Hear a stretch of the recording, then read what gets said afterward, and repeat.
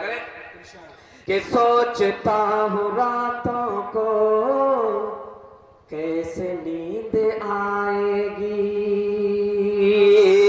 کہ سوچتا ہوں راتوں کو کیسے نیند آئے گی، کہ سوچتا ہوں راتوں کو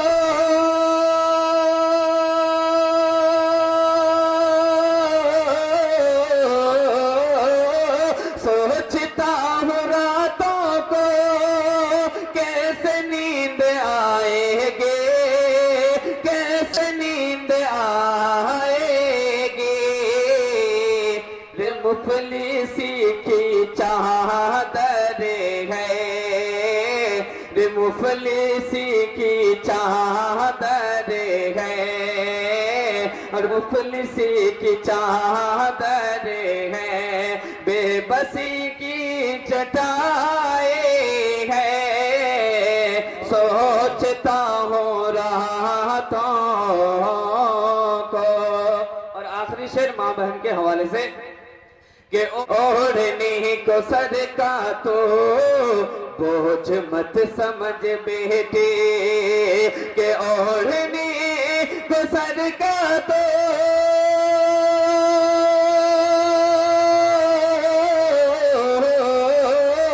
اوڑھنے کو سر کا تو بوجھ مت سمجھ بیٹی، بوجھ مت سمجھ بیٹی، اوڑھنی نے پگڑی کی آبرو بچائی ہے، اوڑھنی نے پگڑی کی آبرو بچائی ہے، اب راہ کے لشکر کے سمجھو موت آئی ہے۔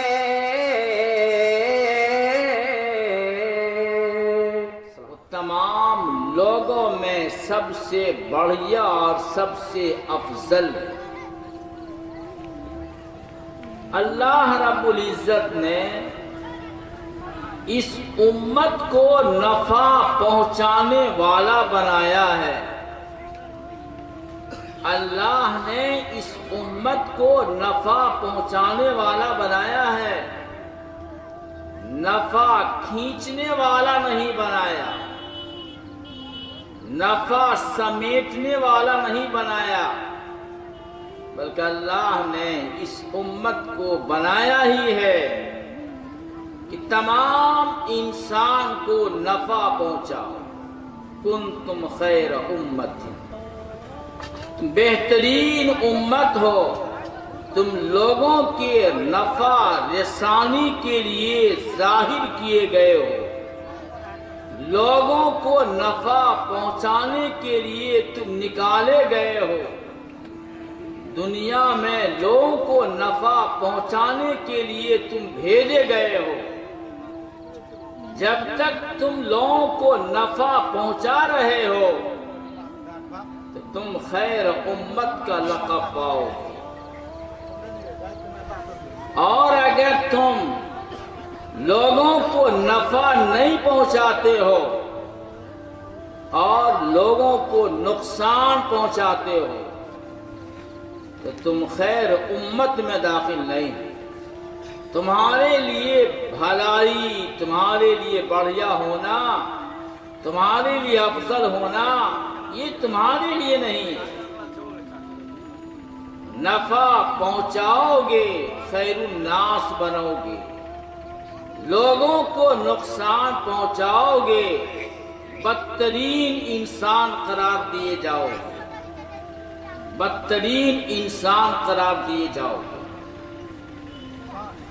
میرے محترم بزرگوں اور دوستوں، اس لیے ہمیں چاہیے کہ ہم خیر الناس بنیں، نفع پہنچانے والا انسان بنیں، اور جو انسان نفع پہنچانے والا ہوتا ہے اللہ کی خاص رحمت اس پر اترتی ہے، اللہ کی خاص ان پر مدد ہوتی ہے، اللہ کی خاص رحمت اترتی ہے ایسے انسان پر جو لوگوں کو نفع پہنچاتا ہے۔ نفع عام ہے، آپ دنیا کے اعتبار سے نفع پہنچائیں، دنیا میں آپ کسی کی مدد کر دیں یا دینی آپ مدد کر دیں،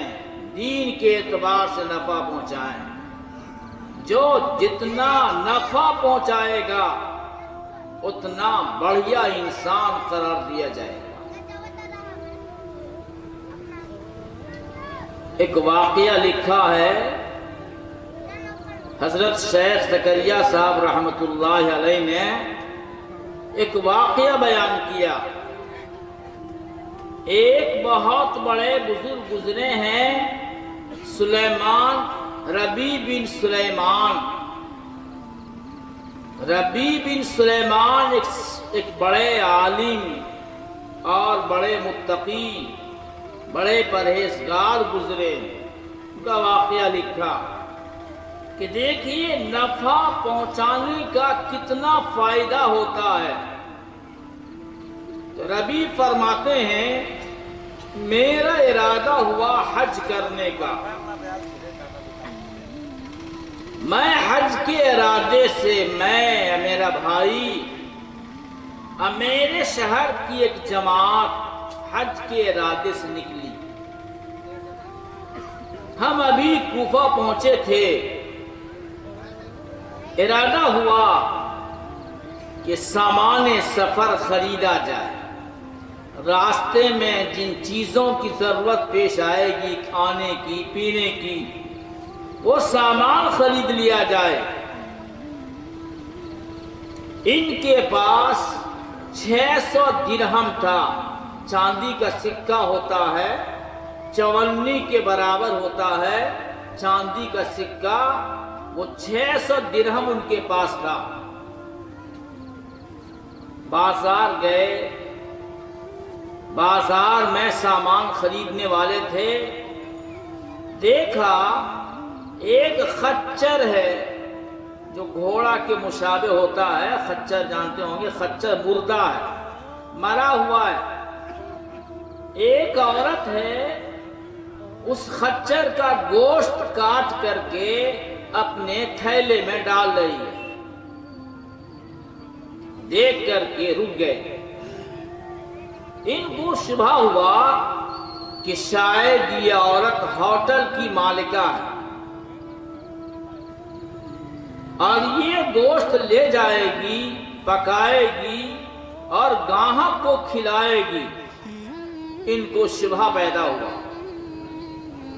رک گئے، سوچا کہ دیکھیں کیا کرتی اور کہاں جاتی ہے۔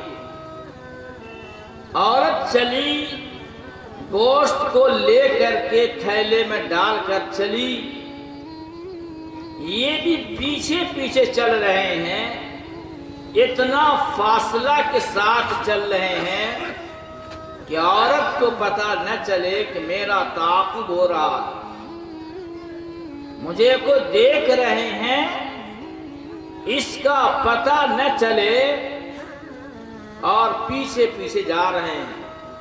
دیکھا کہ عورت ایک مکان کے پاس پہنچی جس کا دروازہ بہت بڑا تھا، اور کنڈی بجائی اس نے، اندر سے کنڈی کھول دیا گیا اور یہ اندر چلی گئی۔ یہ ربیع بن سلیمان دروازے کے جھروکے سے جو پھٹا ہوا حصہ ہوتا ہے اس سے وہ دیکھنے لگے کہ کیا ہو رہا، ماجرا کیا ہے۔ دیکھا کہ چند لڑکیاں ہیں وہاں۔ اس عورت نے اپنے بچی کو آواز دیا اور کہا لو اس کو بھون کر پکا کر تم کھاؤ۔ آج ہمارا فاقہ کیے ہوئے 3 روز ہو گیا ہے، کھاؤ۔ یہ جھروکوں سے دیکھ رہے تھے، انہوں نے کہا کباڑ کھولو، اور یہ مردار ہے، اس کا کھانا جائز نہیں ہے، کباڑ کھولو جلدی سے۔ مجوسی جو غیر مسلم ہے وہ صرف وہ کھاتے ہیں، مسلمان کے لیے مردار کھانا حرام ہے۔ عورت نے کباڑ کھول دیا۔ عورت نے پوچھا آپ کون ہیں؟ کہا میں مسافر آدمی ہوں۔ کہا آپ مسافر ہیں تو یہاں کیوں آ گئے؟ میرے گھر میں کچھ نہیں ملے گا۔ وہ سمجھی مانگنے کے لیے آئے۔ کہا میرے گھر میں کچھ نہیں ملے گا، میرا شوہر انتقال کیے ہوئے 4 سال ہو گیا ہے، اور میرا شوہر یہ خاندان نبوت سے تعلق رکھتا تھا، شریف انسان تھا، اپنی بچی کا نکاح نہ کر سکا، وہ شریف لڑکے کے تلاش میں رہا اور شادی نہ کر سکا، اس کا انتقال ہو گیا۔ میرے پاس کھانے کا سامان کچھ نہیں ہے، میں 3 روز سے بھوکی ہوں، میں اور میری بچی۔ مردار کھانا حرام ہے، لیکن اضطرار، جب جان نکلنے کا اندیشہ ہو جائے تو مردار کھانا جائز ہے۔ سننا تھا، ان کے آنکھ سے آنسو بہنے لگے اور فوراً واپس لوٹے، اور لوٹ کر کے اپنے بھائی سے کہا کہ میں تو اب حج کرنے نہیں جاؤں گا۔ بھائی نے سمجھایا کہ حج کے بڑے ثواب ہیں، حج کرنا چاہیے۔ انہوں نے کہا میں اب حج کرنے نہیں جاؤں گا۔ فوراً نکلے وہاں سے، کچھ آٹا خریدا، کچھ کپڑا خریدا، اور کچھ پیسہ یوں ہی آٹے میں ڈال کر کے جلدی سے اس کے گھر پہنچا دیا۔ 600 درہم تھا، کچھ کا آٹا، کچھ کا کپڑا خرید کا کچھ نقد دے دیا، کہا اس کا آپ استعمال کیجیے، آپ کے لیے حلال ہے۔ جب یہ دیا تو ماں نے دعا دی، اللہ تم کو جنت عطا کرے، اللہ تمہارے اگلے اور پچھلے گناہ کو معاف کر دے، اللہ تم کو ایسا بدلہ دے جس کو تم دنیا ہی میں دیکھ لو، ایسا ظاہری بدلہ عطا کر۔ یہ دعا دیتی ہے، اور لڑکیاں بھی دعا دیتی، 4 لڑکیاں تھیں، چاروں لڑکیوں نے دعا دیا، اور یہ واپس آ گئے۔ قافلہ چلا گیا، یہ حج کو نہیں گئے، ان کو افسوس بھی بہت ہوا کہ حج کا ارادہ تھا، حج نہیں کر سکے، افسوس بھی تھا، لیکن ضروری تھا کہ پہلے اس عورت کی دیکھ بھال کریں، اس کے نفقے کی انتظام کریں۔ اس لیے ایک طرف خوشی تھی کہ میں نے بیوہ کی خدمت کی ہے، ایک طرف رنج تھا کہ میرا حج چھوٹ گیا۔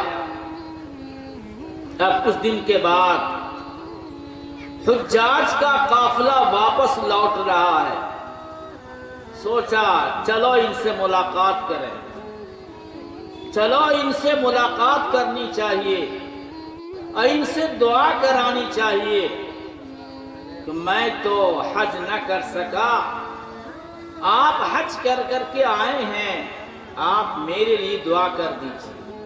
ایک حاجی سے کہا، حاجی نے کہا آپ کیسی بات کرتے ہیں، آپ بھی تو حج میں شریک تھے،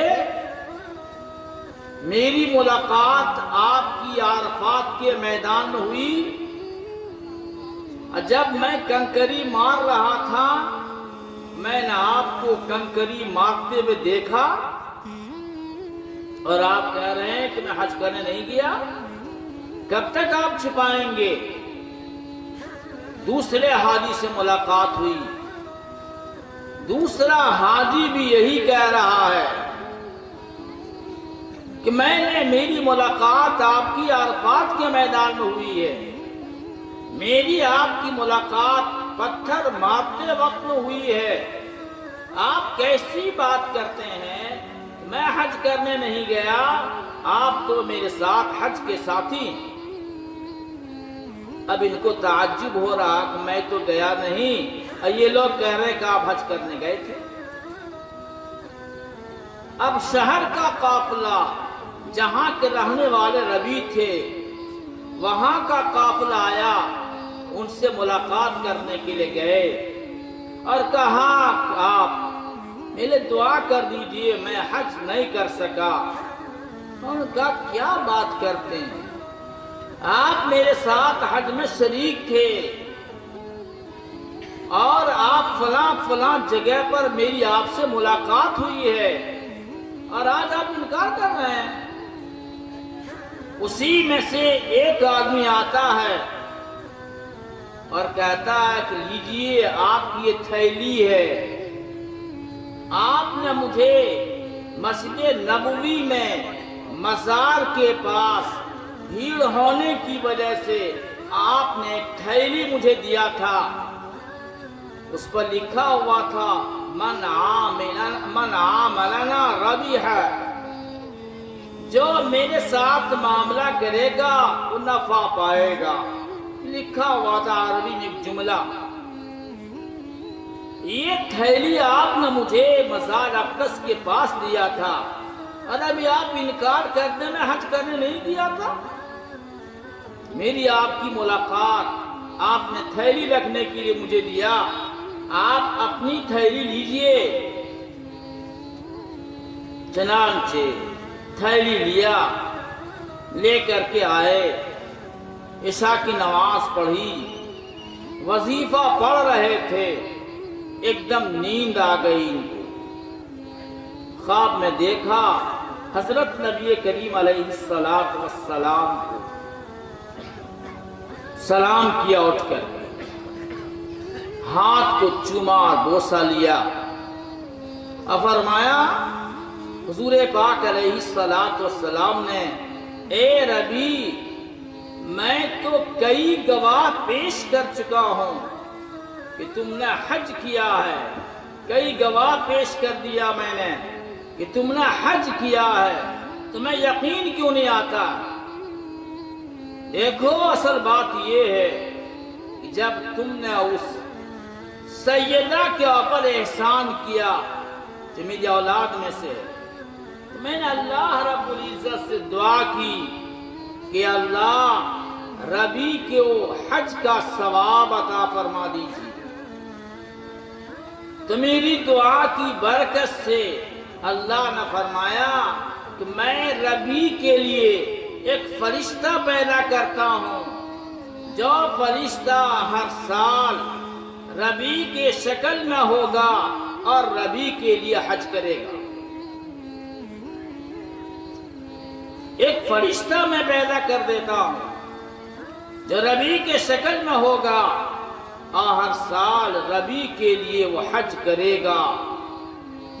اور دیکھو تم نے میری اولاد کو 600 چاندی کا سکہ دیا تھا، میں 600 سونے کا سکہ تمہارے حوالے کیا، اور وہ جو تھیلا دیا گیا تھا وہ میرے طرف سے تھیلا تھا جس میں 600 اشرفیہ سونے کے سکے تھے۔ تم اس کو استعمال کرو اور اللہ کو راضی اور خوش کرو، یہ فرمایا ان کی آنکھوں میں۔ تو حضرت نبی کریم علیہ السلام نے نفع پہنچانے کی وجہ سے اللہ سے دعا فرمائی اور اس کی برکت سے اللہ نے فرشتہ پیدا کیا۔ 600 چاندی کا سکہ دیا تھا، اللہ نے اس کے بدلے میں 600 سونے کا سکہ عطا فرمایا۔ اس لیے جو آدمی انسان کو نفع پہنچاتا ہے تو خیر الناس بن جاتا ہے، بڑھیا انسان بن جاتا ہے۔ خیر الناس من ينفع الناس، بہترین انسان وہ ہے جو لوگوں کو نفع پہنچائے، وہ بہترین انسان۔ انسان ہی کی حد تک نہیں، ہمارا مذہب تو یہ سکھاتا ہے کہ تمہارے ہاتھ اور پیر سے کسی جانور کو بھی تکلیف نہ ہو، خواہ مخواہ جانور کو بھی تکلیف نہ پہنچاؤ۔ انسان تو دور کی بات، جہاں ہمیں خطرہ ہوتا ہے کہ ہم کو نقصان ہو جائے گا تو فوراً ہم اپنے نفع کے خاطر دوسرے کا نقصان کر بیٹھتے۔ ہمیں نقصان کرنے والا اللہ نے نہیں بنایا، اللہ نے تو ہمیں نفع پہنچانے والا بنایا۔ خیر الناس من ينفع الناس، بہترین انسان وہ ہے جو دوسرے کو نفع پہنچائے۔ آپ صحابہ کی زندگی کو آپ دیکھیے، حضرت نبی کریم علیہ السلام کے ارشادات پر کس طرح عمل کرتے ہیں۔ حضرت جریر بن عبداللہ البجلی رضی اللہ تعالیٰ عنہ ہیں، وہ آخر زمانے میں مسلمان ہوتے ہیں اور حضرت نبی کریم علیہ السلام کے دست مبارک پر بیعت ہوتے ہیں کہ بایعت النبی صلی اللہ علیہ وسلم علی اقام الصلاۃ و ایتاء الزکاۃ والنصح لکل مسلم،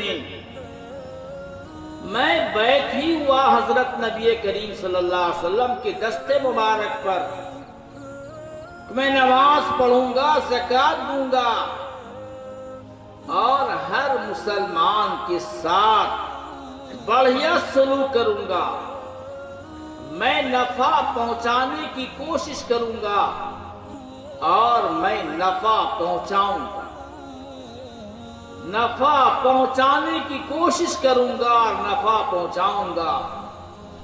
میں بیعت ہی ہوا حضرت نبی کریم صلی اللہ علیہ وسلم سے اسی بات کے اوپر۔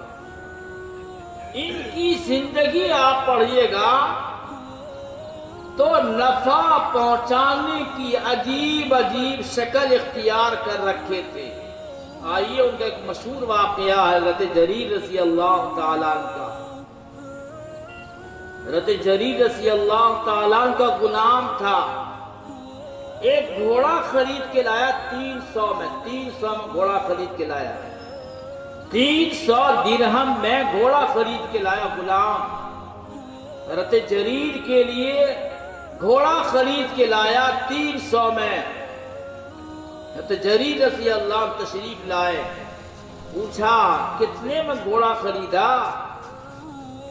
کہا 300 میں خریدا۔ کہا اچھا کس سے خریدا تم نے؟ کہا فلاں نوجوان ہے، اس نوجوان سے میں نے خریدا۔ حضرت جریر رضی اللہ تعالیٰ عنہ گھوڑا لے کر غلام کے پاس آ جاتے ہیں اور فرمایا کہ ارے بھائی تم نے گھوڑا سستے میں بیچ دیا،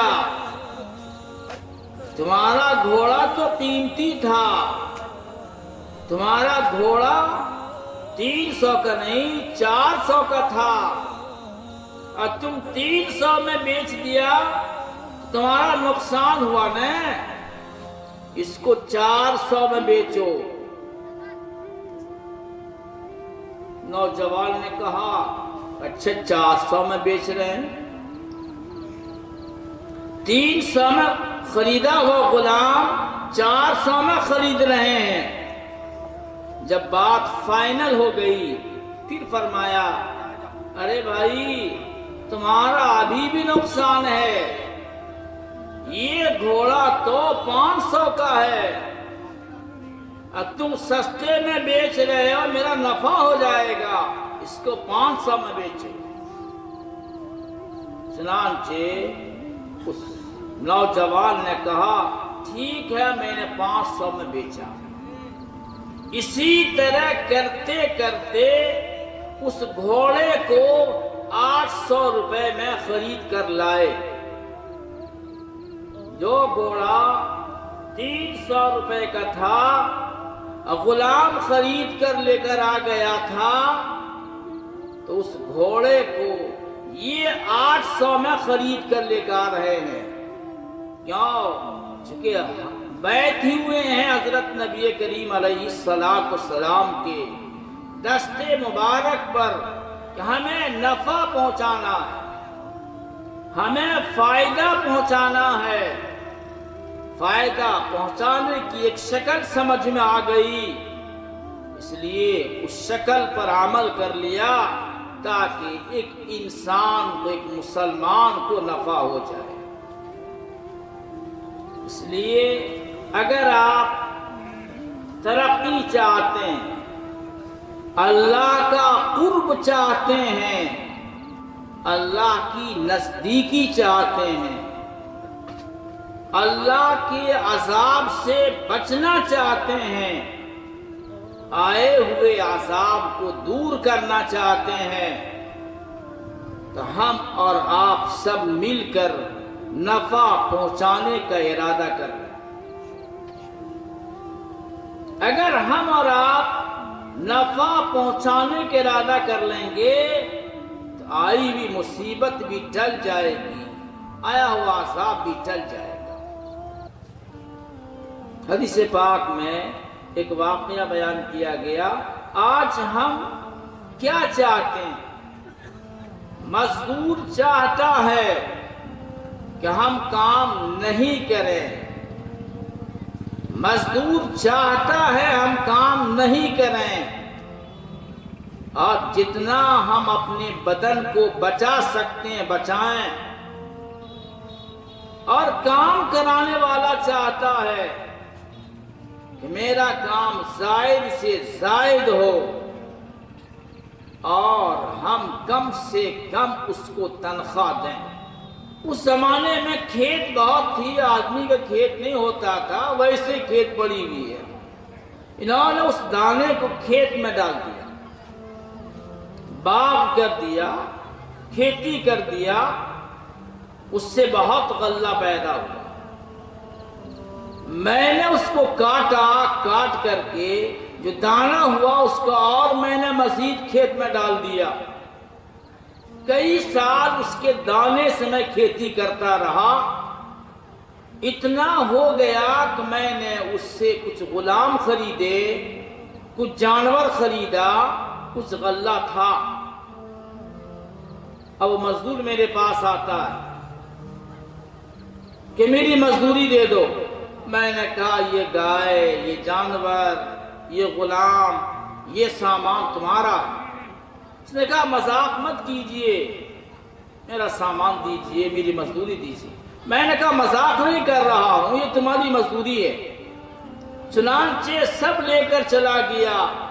اے اللہ، اگر میرا یہ عمل آپ کو پسند ہے تو بقیہ تہائی پتھر بھی نیچے کو ہو جائے۔